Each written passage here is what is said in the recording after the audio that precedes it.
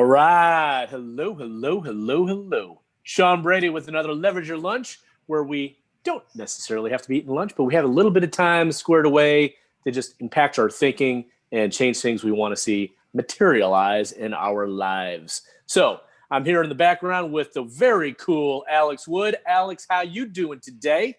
I'm doing well. How are you? You're all masked up at Medici. We love it. He's our media coordinator today. Jaleese is working a bigger project today. She's doing something. What is she doing? I don't know. We don't know. She's doing something with something media. not as fun. Something not as cool as this. So Alex is at Medici. He's our media coordinator. It's one of the many cool services that they offer. And Alex is helping me along today. So, Alex, thanks for being here. Absolutely. So I had this question posed to me the other day in a little different way, but I'll even ask it to you. So Okay. What does being wealthy mean to you?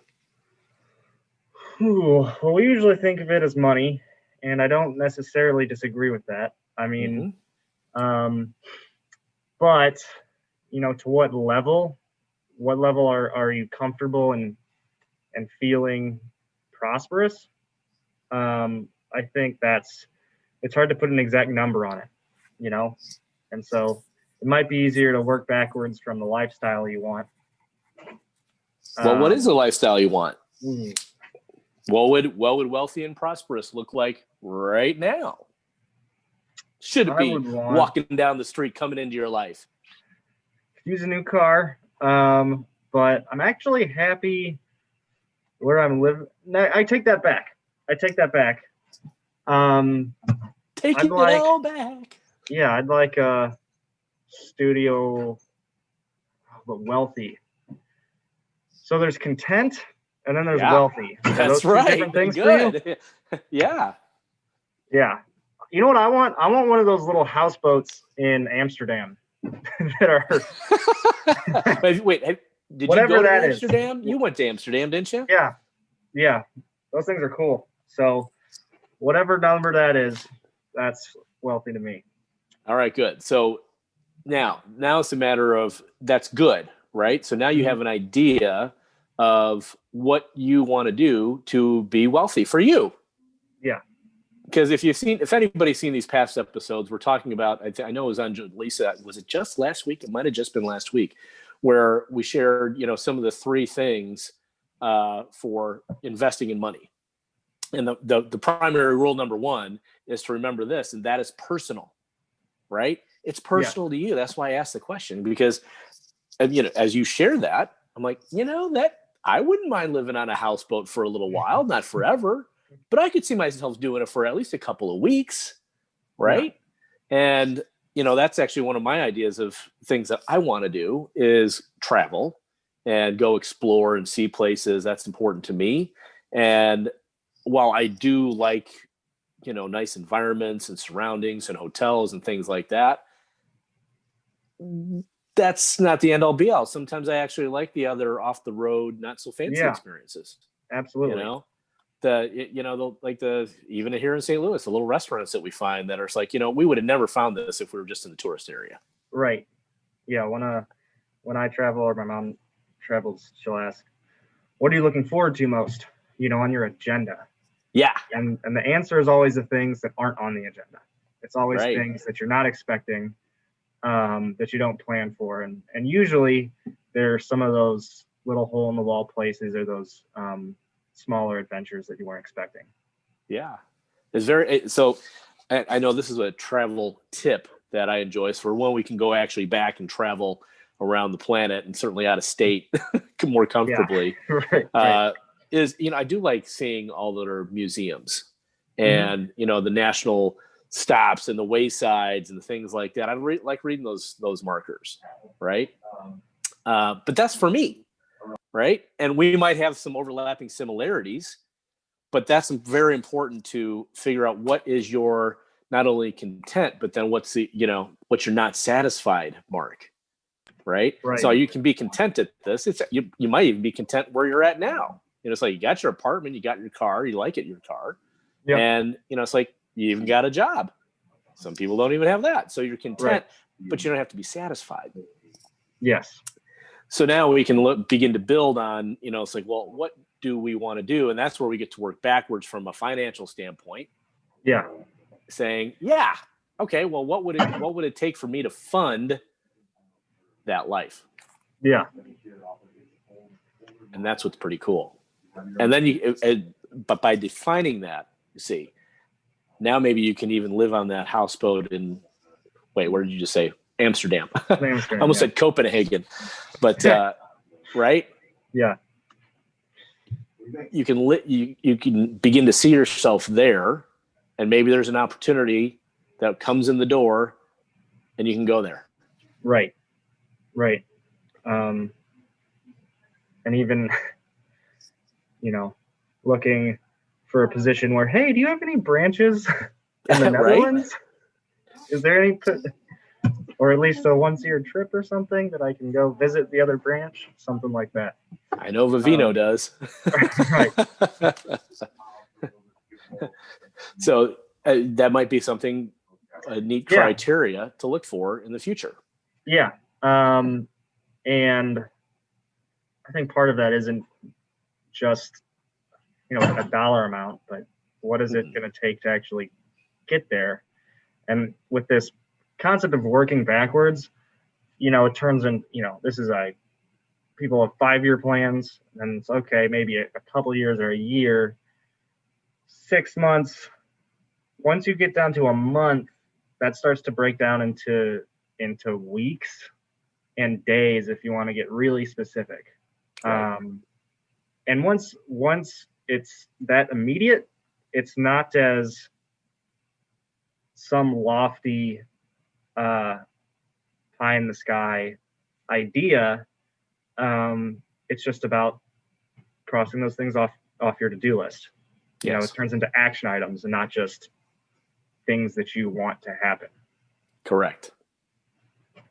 And then so coupling that, the other thought I had, because I know Alex a little bit, you like marketing and you have a strong marketing background. I do. And would you want to continue working in that, or is there something else you'd like to branch into? Yeah. So I've been struggling with that because I have kind of doing this balancing act between marketing and sales, and they're very related, but very different in actual practice. Yes. And I'm leaning towards the marketing side. Okay. And the reason I say that, eventually one day I'd like to work on a team. I've never worked on a marketing team before. And I think that I would enjoy that. And two, it's never one platform of marketing that I get really into. It's connecting those dots between all of them. That's the interesting part for me.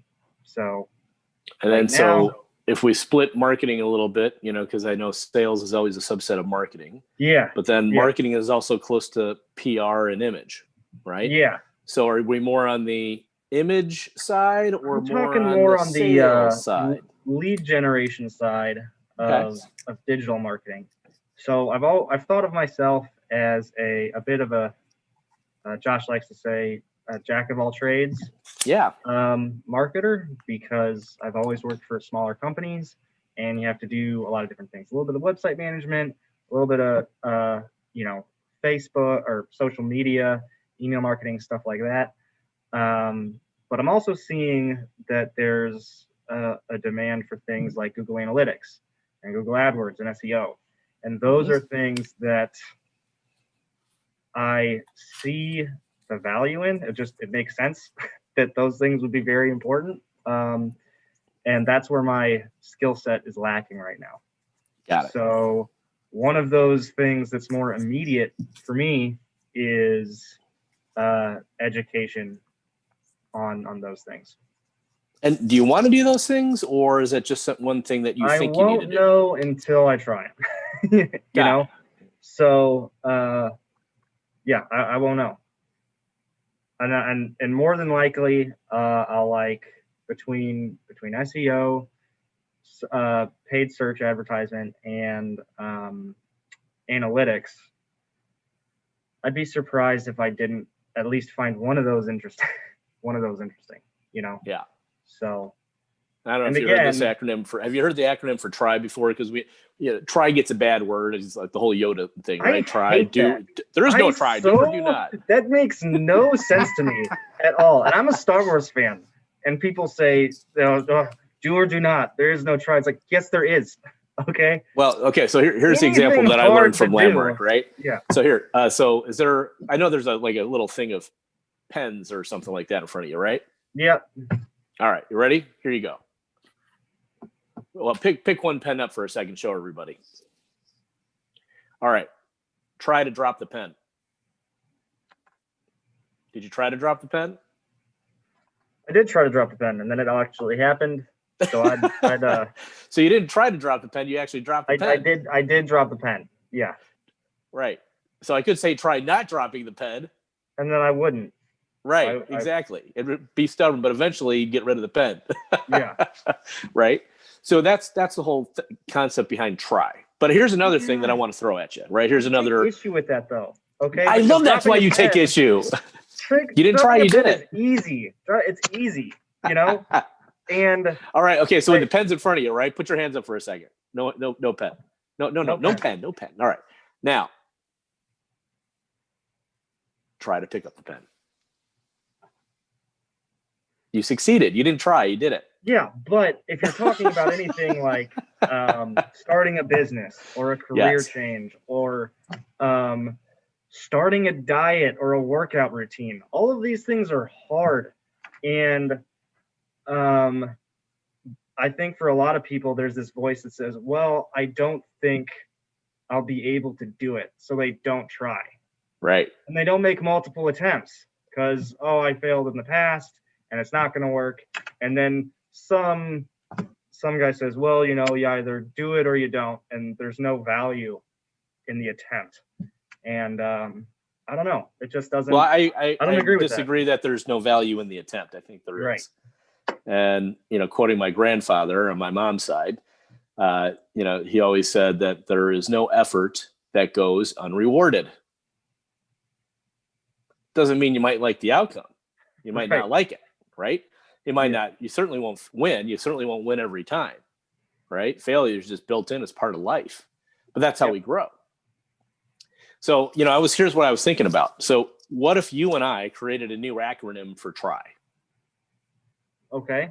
To turn it into positive light. Because right now I think what people are doing is to ridicule yourself. Right. I'm no good at that. I can't lose 50 pounds. Yeah. I can't go get a job in the Netherlands with marketing and a cool team, Their immigration policy is pretty strict, actually. So, what is? Their immigration policy. Last time anyway, that's besides the point. Right. Well, exactly. So there's all these hurdles, right? So you see how your, I don't know, what do you call it? Your reticular activating system is putting up all these barriers because you already have some experience of being there. Yeah. Right. So let's create a new acronym for try. Right. Okay. And this is what just came to my mind is to research yourself. Mm-hmm. Like for yourself. Yeah. Right. So I don't know, maybe there's a better way to phrase it. I don't know, but it's a neater way to think about try and continually going after those attempts. Right. Yeah. And specifically attempts to win. Right. And I think the common thing that I've heard is trying to focus less on the outcome and more on the process. Yeah. Which isn't easy to do. Yeah, it's not because that's not how we're programmed. It's like, so you hear about Thomas Edison and the light bulb, right? It's an age-old thing. Well, it wasn't just him; it was this whole team. Yeah. So imagine being on this dude's team and you just worked on it 100 times and it failed. Yeah. Right. Maybe he was a great, awesome boss and leader. I'm sure he was pretty good at what he did. Otherwise, he wouldn't have did what he did. Yeah. Right. But we forget that that success doesn't necessarily come on all by ourselves. It can, and for certain things, it has to. Like I can't have you lose 40 pounds for me. No. right? You can No. you can cheer me on, you can be my biggest fan, but at the end of the day, I got to do it. Right. Nobody else can. Yeah. I control what's going into my body and mind. Yep. Absolutely right. So same thing here is there's stuff that we can only do for ourselves, and that's where we got to have the opportunity to push through and keep researching for ourselves what works, and it's our resolve, right? Yep. Saying, yeah, okay, I got to have the stick-to-itiveness to keep on trying this even until I get it right. Right? Absolutely. No matter what it looks like. And enjoy the ride along the way. Yeah. Definitely. Because I think you will either way. Regardless of what you're working towards, I have found that even just an attempt at something during the day, yes, when your head hits the pillow that night, regardless of what the outcome is, it's something that you can point to and say, well, at least I sat down and worked on this thing for an hour or whatever it is. Or at least, I got up at my early alarm today and I did whatever it is. I did some research on whatever topic. So I think focusing on those attempts and valuing them to some extent is part of it. I don't know. And I was watching, there's a Netflix thing on Vivino, right? Mm-hmm. Did you see that by any chance? I don't think so. So it's pretty neat. And it's about an hour. But the thing that I took away from that is that what's the native language in the Netherlands? Like, it's not Dutch. It's Dutch. It is Dutch. Okay. Mm-hmm. Yeah. Like his wife, the CEO, only spoke Dutch. Yeah. Right. But he spoke like four or six languages, at least 4 languages. Right. Yeah. Because there's so many different languages spoken there. Yeah. And, so maybe that's something else. Maybe you're not working with a team in Amsterdam necessarily, but that's where you want to go. Right. And maybe there's a way to make connections from learning that language. Yeah. Now, how much of it do you need to know? I don't know. Yeah. Yeah. Do you need to be fluent? It would probably help if you get a work permit there. But even if you didn't, what if you just started working with a team who had connections there? And wouldn't it be cool just to go there? Yeah. Right? Yeah. It doesn't mean you're working there permanently or living there permanently. And it's not like that. I mean, I know we're talking big dreams, pie in the sky. But that is not the only cool place there is to live. Exactly. At all. So I know it's one that gets a lot of attention, but there's plenty other places you can go. And some of them are closer to home, closer to friends and family. So yeah. Now you got me thinking, it's like, oh, what if you just your adventures took you on just living in houseboats around the world? Right? Not like you had to yeah. What? You said that like it was going to be a smaller thing, and then you said, yeah, but what if all you did was just live in houseboats around the world? Well, but that doesn't have to be a big thing. I could say 5-star hotels. For how long? Right? I think is the question. Like, is it a week or 2 weeks at a time, or is it just like your vacation time, or do you have like an online successful business and you're living on a boat that's going around the world? Well, I think if we're on the right marketing team and helping people the right way, you could do that from anywhere. Yep, that's right. Right. And then you just, meet these teams wherever they were, maybe via Zoom, and they'd be looking forward to, I think of Bob, our friend Bob from Medici. Yeah. And he's been traveling, for work and getting things and research and things that he wants to get done. But it's neat to see him on our Zoom calls. It's like, well, where are you? Yeah. Right. Even if it's just like a regular old hotel, it's like it's a regular old hotel in a completely different part of the world. Yeah, and it's every really day. Cool. Yes. Like, oh well, he was talking about visiting his sister. He's like, well, I might go up there, but and he's just playing everything by ear and depending on what kind of workload he had, right? And what the weather was looking like and stuff. And I don't know. I want to grow up to be like Bob. Bob's cool. Right? Well, hey, it's a good argument for being financially independent, retire early, the whole FIRE movement, right? Right. But, well, that's cool. Well, thank you for playing on this episode of Leverage Your Lunch. I hope it brought some value to you.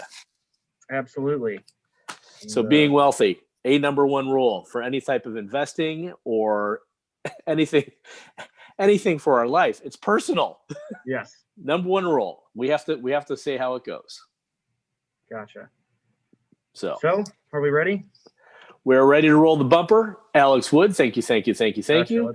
Everybody else out there, thank you for watching. Hope this provided some benefit for you, and you can map it along to your life and take some benefit away for yourself. I'm Sean Brady. I'm a coach. We do Coach's Corner every Thursday at 1:30 at Medici Central Time. So if you are at all interested in finding out more, shoot, man, we'll put the link in the show notes below. But thanks for watching. All right, roll that bumper. Oh, thanks. I forgot to say my little tagline. Keep rolling it. It's all good. We may not see you in person, but we'll always see you right here on social media. Thanks for watching. All right, that was good stuff. Thank you, Alex Wood. That was cool. Absolutely. And cut out of YouTube.